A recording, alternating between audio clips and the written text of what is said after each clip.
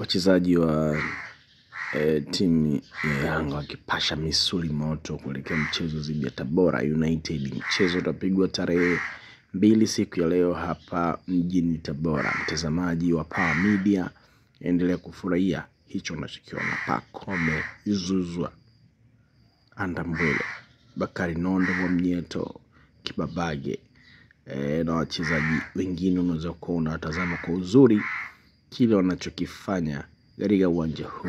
Ikumbukwe klabu ya Yanga wapo kwenye vita kwa nia ubingwa kwa mara ya 4 wa NBC Premier League 25-25.